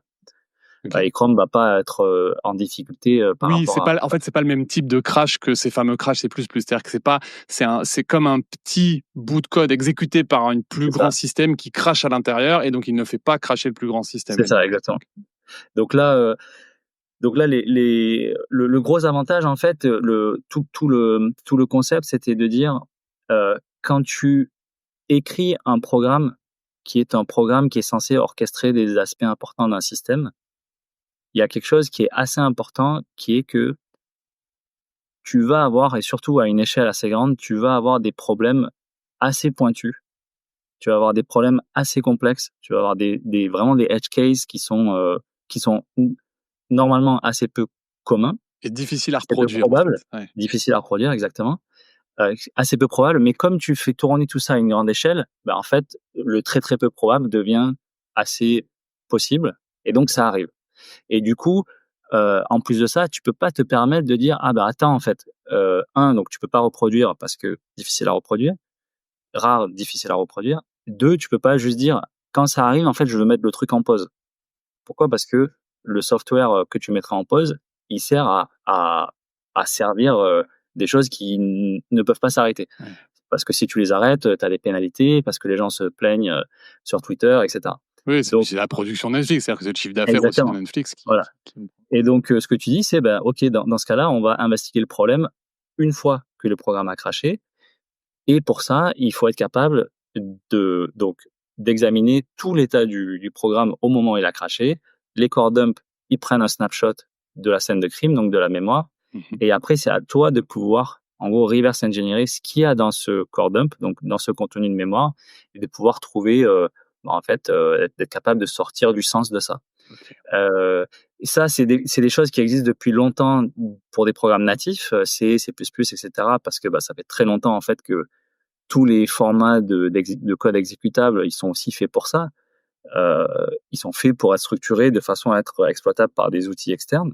Mais ça s'est pas fait non plus, Mmh. magiquement, ça s'est pas fait du jour au lendemain, c'est pas naturel. C'est juste que ça fait très longtemps que ça existe. Et donc il y avait pas cette capacité d'instrumentaliser et d'inspecter des core dumps produits par un runtime JavaScript, en l'occurrence Node. Pourquoi? Parce que, V8 dans Node, tu as une couche native, par exemple libuv, et cetera, qui sont écrites en C, qui utilisent l'allocateur de mémoire, du système, et cetera, qui utilise une call stack, classique. Et puis après, tu as V8 qui, lui, gère sa propre mémoire, qui, lui, pour implémenter ces optimisations, doit, avoir un layout des structures de données bien particulières. Donc, quand Ouais. tu crées une instance d'un objet, triangle en JavaScript, en fait, tes différents, fields et les valeurs vont être à des offsets bien particuliers. Les types de données, ils vont être, représentés en mémoire de façon bien particulière. Tu vas avoir des nombres, heu, qui sont, représentés soit, directement en mémoire, soit qui vont être boxés dans des objets. En bref, En gros, tout un pour faire simple, c'est toi, tu crées des objets JavaScript, tu as l'impression que c'est un peu magique et tout. Ce qui se passe derrière, c'est qu'en fait, est-ce que c'est ça qu'on appelle une machine virtuelle? Tu as une machine virtuelle qui, elle, va implémenter des objets en C++, mmh, et toi, en fait, tu as un espèce de layer entre ce que tu fais faire à tes objets JavaScript et ce qui se passe avec tes c'est objets ça. C++. Et c'est Ouais, comme ça que ça marche. Et le C++, lui, évidemment, il interagit vraiment. Enfin, finalement, c'est de l'assembleur qui interagit avec ta machine. ouais, c'est ça. Et donc tu vois, typiquement, ne serait-ce que pour déterminer quand tu exécutes une fonction à une adresse X, une fonction, JavaScript ou une méthode JavaScript, quel est le nom de cette fonction? Bon, il se trouve que dans un programme, écrit en C ou en C++, tu as des fichiers qui sont produits par, ton compilateur qui te permettent de faire cette conversion. Mais dans une machine virtuelle comme V8, comment ça se passe? Ouais, ok. Et en plus de ça, c'est du code qui est compilé souvent, just in time. Et donc Oui, ça veut dire que d'une où exécution où à se l'autre. Ouais. où se trouve ce code, dépend aussi du comportement, dynamique du programme. Donc, en il fait, y a quand des tu le gens réexécutes une deuxième fois, c'est pas le même endroit, c'est pas la même exactement, structure. Ouais, c'est ça. exactement, et même au cours du programme, ça peut Ça changer. peut changer. Et donc, pour être capable de prendre un core dump et de dire: «Donne-moi toute la call stack, y compris les frames, qui font des appels à du code JavaScript», c'est vraiment pas évident. Ou, par exemple, dis-moi, dans le heap, donc dans la mémoire, tous les objets qui ont été alloués, les objets JavaScript, quel type d'objet c'est, affiche-moi la valeur du field, de la propriété X, de l'instance, d'un triangle ou autre. Tout ça, c'est assez complexe. Et donc chez Joyent, ils avaient, développé un debugger, pour ça, post-mortem, qui s'appelle, MDB V8. Ok. Pourquoi? Parce que MDB, c'était un debugger qui existait sur le système Solaris. Hem Et Netflix utilisait ça aussi, et donc évidemment, dans le monde, il y avait pas il y avait pas beaucoup de gens qui connaissaient le fonctionnement interne de ce débugger. Moi, il se trouvait que j'étais aussi co-mainteneur de ce débugger. Ok. Euh, et donc, je connaissais très, très bien son fonctionnement interne.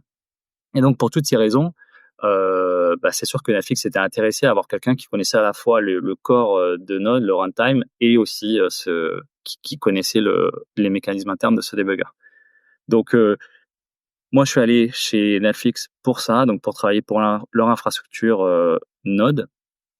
Et il se trouve qu'en plus de ça, l'équipe était vraiment hyper sympa, des gens bah, brillants de qui j'ai appris plein de trucs. C'est un petit peu le thème récurrent aussi, c'est que à chaque fois, voilà, il y a des gens qui sont très sympas, des projets hyper intéressants, des gens de qui je peux apprendre plein de choses. Donc c'est un peu ça le fil conducteur. Donc je suis arrivé là, j'ai bossé quelque temps donc sur cette plateforme Node, c'était très très intéressant. Donc pour moi, ce qui était nouveau, c'était notamment la quantité de trafic, la quantité d'utilisateurs. Moi, je suis passé d'un environnement où on gérait je sais pas moi, on va dire 50 requêtes par seconde Ouais, max, ouais. tu vois, sur chaque service à plusieurs millions. Donc, et je me souviens très bien pendant l'entretien que j'ai eu chez Netflix en leur disant, je veux juste que ce soit très clair. Genre moi, j'ai jamais géré cette échelle-là de trafic. Je sais pas ce que vous imaginez dans votre tête, mais moi, je sais pas faire. Ouais. Et ils m'ont dit oui, il y a pas de souci, tu vas apprendre en fait.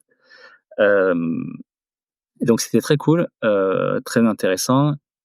Et j'ai bossé donc du coup chez Netflix sur plusieurs projets assez différents. Rapidement, ma boss grosso modo m'a demandé d'aller sur une autre équipe qui bossait sur un bundler JavaScript. Donc on était en 2018. Euh, les bundlers JavaScript étaient pas aussi communs, pas aussi perfectionnés. Il n'y avait pas autant de choix qu'aujourd'hui. C'était un concept qui était pas nouveau, mais c'était, on va dire, la première génération des bundlers. Et ce bundler JavaScript qui était utilisé chez Netflix pour à la fois bundler le code pour le site web, mais aussi pour l'application télé. Donc en fait, l'application télé Netflix, c'est du code JavaScript. Ouais. Tu peux D'accord? expliquer juste ce que ça fait un bundler? Ouais, en fait, un bundler, ça pourrait être vu comme une sorte de compilateur, linker de programmes traditionnels, c'est-à-dire ça prend tout un tout un ensemble de code source et ça permet de le packager sous une forme qui peut être consommée facilement par la plateforme qui va faire tourner le code.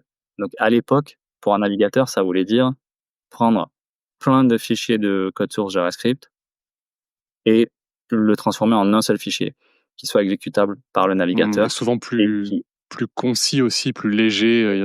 donc il y a aussi des étapes de minification, donc rendre le code plus compact pour avoir moins de code à télécharger, plein de mécanismes comme ça d'optimisation. Ok. Et donc l'enjeu chez Netflix, c'était vu que tout se base, en tout cas se basait à l'époque, et je pense que c'est toujours le cas, sur le fait de réaliser des features et des changements sous forme d'A/B test pour être capable d'évaluer de façon statistique l'impact d'un changement sur le système. Euh, et donc ces A/B tests, ils sont alloués à des segments de la population de façon à ce que justement les résultats soient pas biaisés. Et donc ça veut dire que à un instant donné, un utilisateur de la plateforme Netflix va faire partie d'une cinquantaine, une centaine de tests. Donc, dans toute la compagnie, il y a plein d'équipes qui lancent des tests, qui vont dire qu'est-ce qui se passe si on change la couleur de tel bouton? Ouais. Est-ce que ça a un impact négatif ou positif sur la rétention, sur la performance, Ouais. sur le nombre d'heures de contenu qui sont vues, etc. Et donc, tout le monde est alloué ou pas à des tests. Et donc, le code qui implémente ces tests-là, donc par exemple, je change l'apparence d'un bouton, ça veut dire potentiellement rajouter du code. Si toi, tu fais pas partie de ce test-là, il n'y a aucun intérêt à ce que tu télécharges ce code. Donc, la croyance était de dire, si on est capable d'enlever ce code-là du bundle qu'on envoie à ton client, on va gagner en performance, on va gagner en consommation de mémoire aussi, parce que ça veut dire que la machine virtuelle a moins de code à parser, elle a moins de code à compiler, Hmm. Elle a moins d'objets à storer. Ok. Et donc, au lieu que tout le monde ait le même fichier JavaScript, avec peut-être des petits paramètres dynamiques qui font qu'on passe pas dans les mêmes chemins, chacun a une version qui correspond à juste le code dont il a besoin pour faire fonctionner les features qui sont dans son test, en fait. C'est un peu ça. C'est ça, exactement. Ok. Exactement.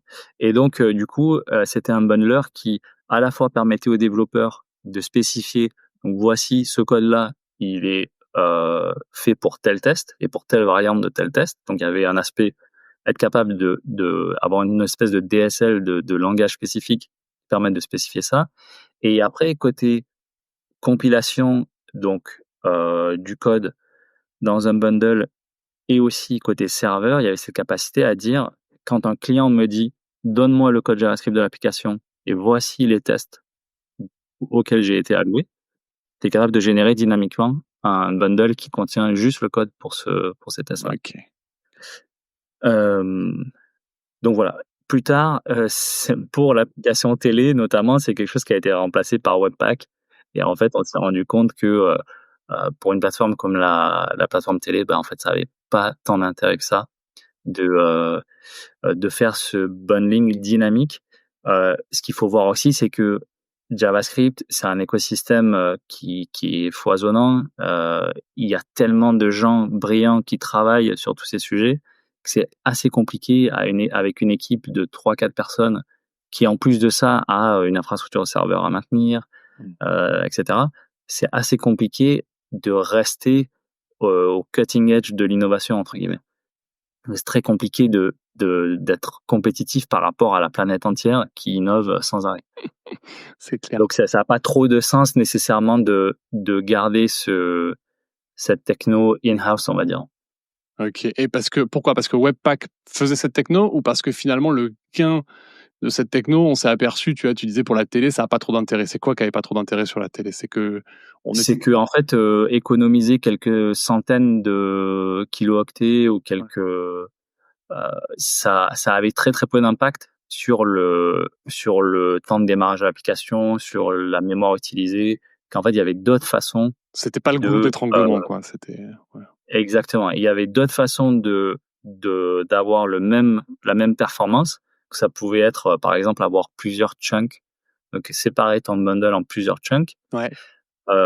Plutôt que de faire de la compilation dynamique. Peut-être que, tu vois, si le bouton, il apparaît sur le 5e écran, le bouton rouge en question, ou le bouton que tu veux changer dans une expérimentation, dans un A/B test, s'il est sur le 5e écran et que toi, tu vas jamais dans cet écran-là, ce qu'on va faire, c'est que on va loader ce chunk du bundle seulement quand on arrive proche de cet écran. Okay. Donc toi, tu le loaderas jamais de toute façon. Okay. Ouais. Que tu fasses partie du test ou pas, tu le loaderas jamais. Et il se trouvait que Webpack à l'époque avait beaucoup plus de support pour les derniers features JavaScript, et aussi avait des temps de compilation qui étaient meilleurs que ceux de notre outil maison. Ok, ouais, donc effectivement. Mais bon, j'imagine que tu as appris plein de trucs. C'était encore. Ouais, non, c'était hyper intéressant. La difficulté, c'était que c'était moi, tu vois, je venais d'une culture très bas niveau, système, plutôt au serveur. C'est vraiment une autre culture, la culture front, en fait. Et donc, ça a été une adaptation. Et en fait, voilà, c'est pas évident finalement de connaître aussi, voilà, tout ce qui est important. Tu vois, par exemple, l'expérience utilisateur, c'est quelque chose qui est extrêmement important côté front, quelque chose qui était un peu moins important pour moi côté développement système. Ouais. Mais donc, quand même, quand tu étais en jeu vidéo, finalement, l'expérience utilisateur, ça prend une autre forme, mais c'est quand même ultra important, non? Ouais, mais comment dire, c'est un bon point. Je saurais pas comment répondre à ça. Je dirais que, en fait, là, c'est vraiment de l'expérience utilisateur sur des outils de développeurs. Ouais. Et donc, typiquement, tu vois, je pense que tu peux développer une tolérance à la douleur, notamment quand tu travailles, par exemple, tu fais du débogage de code assembleur optimisé. Tu peux développer une tolérance à la douleur sur des outils, et après ne pas comprendre pourquoi des personnes qui vont utiliser un bundler ont besoin par exemple, ont besoin de pas passer à travers cette douleur-là, quoi. Et donc, Oui, je vois. il peut y avoir une espèce d'incompréhension en termes qu'est-ce qui est le standard minimum en termes de productivité, de qualité des outils, euh, Ouais, je comprends, mais c'est etc. intéressant ce que D'ailleurs, tu dis. Ouais. je dirais qu'il y a en fait un autre syndrome aussi qui est que jusqu'à maintenant, je trouve que il y a très peu d'équipes qui arrivent à développer un outil et de vraiment comprendre comment il est perçu par leurs utilisateurs. Ça, c'est quand même ça, c'est très difficile. Parce que, de mon expérience, hein, la plupart du temps, en fait, les personnes qui travaillent sur l'outil en question, qui construisent l'outil, en fait, ne l'utilisent pas. Ouais, ouais, c'est vrai. Ouais, je suis d'accord. Et même si, évidemment, c'est pas compliqué. Tu peux dire, il suffit d'utiliser l'outil, en fait. La réponse, elle est simple. Mais Sauf quand tu l'as que construit, c'est pas tout à fait pareil, ouais. souvent, les gens passent beaucoup déjà, ils sont très, très occupés à travailler sur l'outil Mmh. et ils ont pas en fait, ils sont pas organisés, ils ont pas l'énergie mentale, ils ont pas les ressources pour vraiment avoir quelqu'un dans l'équipe qui utilise l'outil. Nous, on développait ce bundler, on développait pas d'application avec ce bundler. Ça paraît stupide et ça paraît insensé, mais heu, c'est c'est le cas la plupart du temps, dans les équipes qui construisent des outils. Ouais.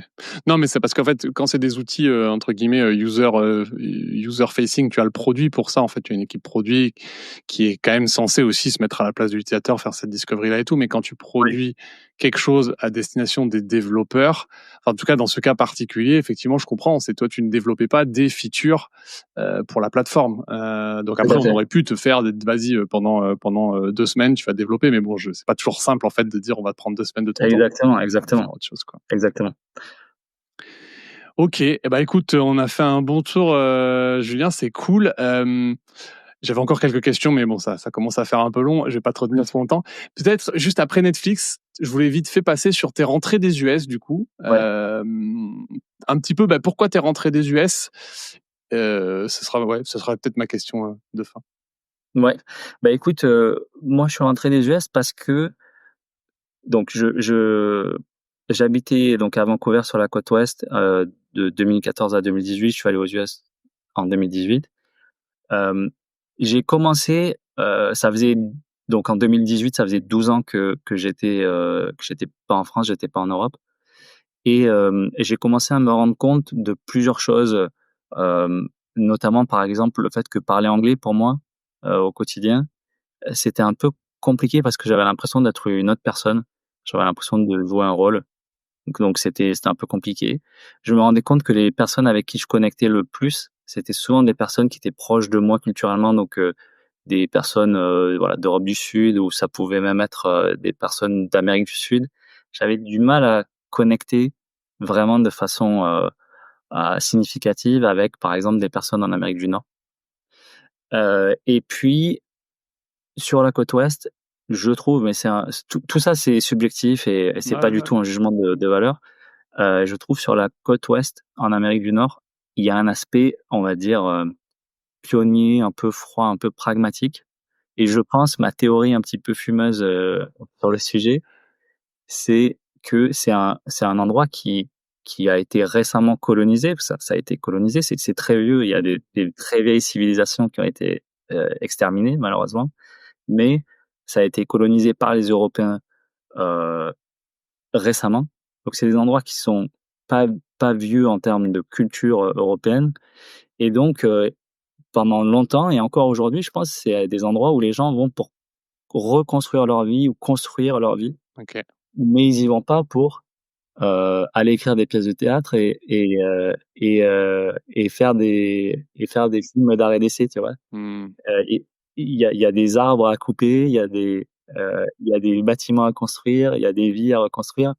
Ça paraît très simpliste et un peu schématique comme ça, mais donc tu ressens il y a une valeur, qui est accordée à des choses un peu différentes, donc un peu moins à la culture, par exemple, en tout cas, un peu moins à la culture, occidentale, européenne, un peu moins au fait de, pas nécessairement faire les choses, il y a toujours une raison. Il faut que les choses soient faites pour une bonne raison, heu il y a pas de place un peu à l'oisiveté, à la flânerie, des choses qui, je trouve, font une partie du charme de la vie, en Europe.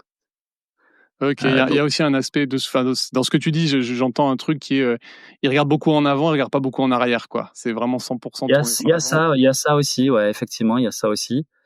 Et du coup, moi, je me suis rendu compte, en fait, que j'étais même si j'aurais aimé arriver à un constat différent parce que ça aurait été potentiellement un peu plus intéressant de, tu vois, de rester encore, là-bas plus longtemps parce que, bah, tu continues à t'imprégner d'une culture un peu différente.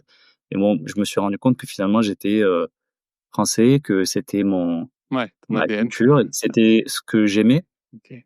heu et voilà. Non, non, mais OK, je comprends, OK. Et rapidement alors, tu rentré faire quoi? Donc là, je suis rentré, un des trucs qui était très important pour moi, c'était donc je venais passer quand même, 3 ans et demi, 4 ans chez Netflix, donc une grosse boîte. Ouais, J'avais envie de retrouver un peu une aventure, en fait. Donc j'avais envie de rejoindre un petit groupe de gens, heu, sur un projet un peu à partir de zéro. Vraiment vivre une aventure, que ce soit un peu rock'n'roll et qu'on s'amuse, quoi. Heu, Netflix, par exemple, c'était pas une boîte hyper fun. C'est une boîte avec énormément de qualité, extrêmement bien gérée, vraiment extraordinaire. Mais c'est un endroit où les gens étaient quand même très, très sérieux. Donc moi, j'avais besoin aussi d'un environnement où on se prenait pas trop au sérieux, et du coup, j'ai vraiment pris le temps de trouver une équipe avec qui, bah, ça allait être fun et qu'on allait faire des choses intéressantes. Et donc j'ai trouvé De Facto, qui est une boîte, aujourd'hui on est une trentaine, et en fait on fait du financement, d'entreprises. Donc on fait des prêts à court terme pour les entreprises pour financer, leurs besoins en fonds de roulement, financer leur trésorerie. Et donc quand je suis arrivé, on était, 7 à peu près, je pense. La boîte avait, pas tout à fait 1 an. Et puis donc du coup, ça a été très, très fun, et on s'entend hyper bien. OK. Il y a des tonnes de choses hyper intéressantes à faire, et c'est cool de bâtir quelque chose à partir de plus ou moins zéro, Mmh. et de vivre cette aventure. On a eu des hauts et des bas, mais ça a toujours été, très, très, très, très fun et très intéressant. Donc c'est si je f tu vois, je regarde en arrière, et c'est rare en fait de pour moi, ça a été un des problèmes peut-être dans ma carrière, c'est que j'ai rarement planifié ce que j'ai fait.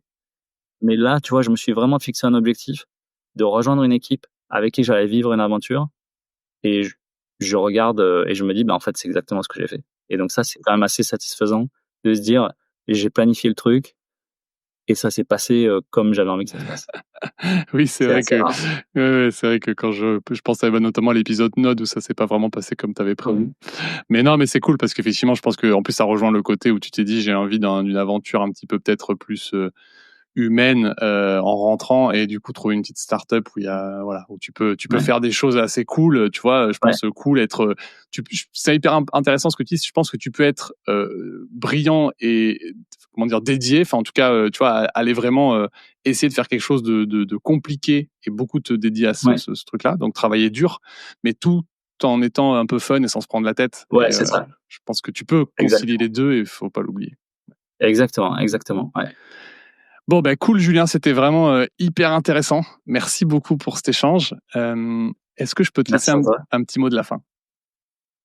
Un petit mot de la fin, je dirais, bon, je c'est un peu compliqué, mais je dirais, heu, de rester curieux. Je pense que c'est hyper important. Rester curieux, il y a des tonnes de choses, intéressantes à faire. Et puis si vous êtes intéressé par De Facto, n'hésitez pas à me shooter un message. Il y a plein de choses intéressantes à faire, et on est une équipe, hyper sympa, Yes. voilà. Et peut-être, je rajoute un petit truc sur De Facto parce qu'on n'en a pas beaucoup parlé, mais c'est tu vois, on a vu ton parcours qui est très, système et cetera. Ça peut peut-être faire peur aux Mmh. gens. De Facto, c'est pas ça. De Facto, c'est Non, c'est non. plus, voilà. Ouais, ouais, de facto, c'est vraiment, c'est vraiment très orienté business. Le truc qui est hyper cool, c'est qu'on a vraiment un impact concret sur les entreprises qu'on finance. Ça fait partie des trucs qui sont vraiment fascinants. c'est un peu au croisement de la finance, l'économie réelle, parce qu'il y a vraiment des vrais gens à qui on parle Mmh. tous les jours, et la tech. Et du coup, et c'est fascinant. Donc, non, c'est pas, on parle beaucoup moins de core dump, on parle beaucoup moins de table des méthodes virtuelles, mais il y a quand même des enjeux tech hyper intéressants et en même temps, vraiment un côté, business, finance et un impact sur l'économie qui est hyper intéressant. Bon, bah, cool. Écoute, on mettrait des liens en description pour que les gens puissent trouver tout ça. Cool. Bah, merci à nouveau, Julien. Très chouette d'échanger avec toi. Je te remercie. Je te dis à bientôt. Merci à toi. Ouais, à bientôt. Avec plaisir. Salut. Salut, Julien. Il y a un autre Français qui a fait des contributions majeures au projet Node.js, dont une en particulier qui est en train d'être intégrée dans Chrome, Firefox et tous les autres navigateurs. Ce contributeur, je l'avais également reçu sur Tronche de Tech dans un épisode qui va certainement vous plaire.